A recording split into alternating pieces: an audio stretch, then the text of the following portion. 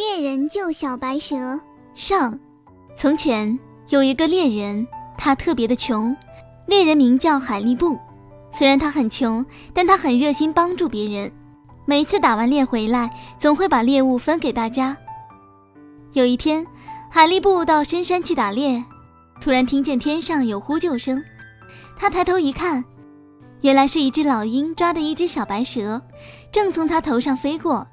他急忙地搭箭开弓，对准老鹰射去。没想到的是，老鹰被猎人给吓到了，丢下小白蛇就逃走了。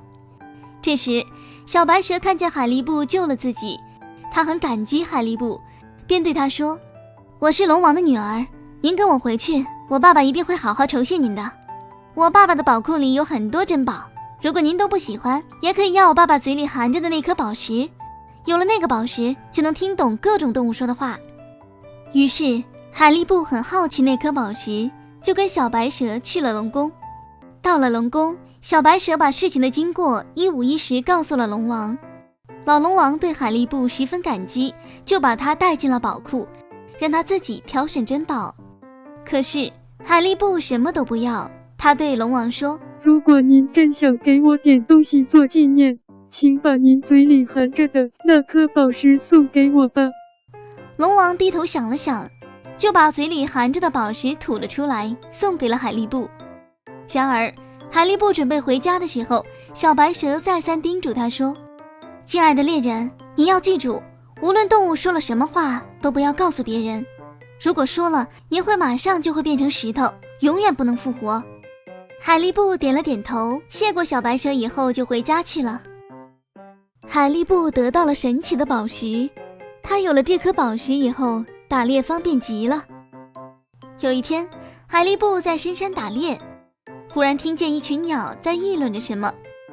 仔细一听，那只带头的鸟说：“咱们赶快飞到别处去吧，今天晚上这里的大山要崩塌，大地要被洪水淹没，不知道要淹死多少人呢。”他听到这个消息后大吃一惊，急忙跑回家对大家说：“海力布得到了神奇的宝石，他会遵守小白蛇说的话吗？今天晚上这里的不知道要淹死多少人呢。”他听到这个消息后大吃一惊，急忙跑回家对大家说：“不好不好，这个地方不能住了，咱们赶快搬到别处去吧。”大家听了后感到很奇怪，住得好好的，为什么要搬家呢？谁也不相信他。于是海力布看大家不相信自己，就急得掉下了眼泪。他知道着急也没有用，不把为什么要搬家的事跟大家说清楚，大家是不会相信的。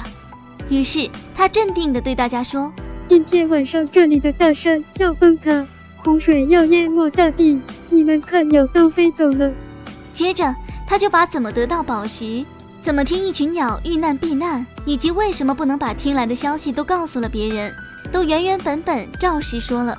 没想到的是，海力布刚说完，就变成了一块石头。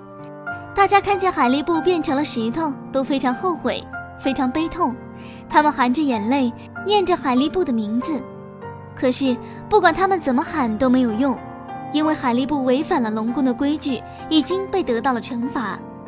这个故事告诉我们，不该说的话千万不要说，做人要遵守规矩。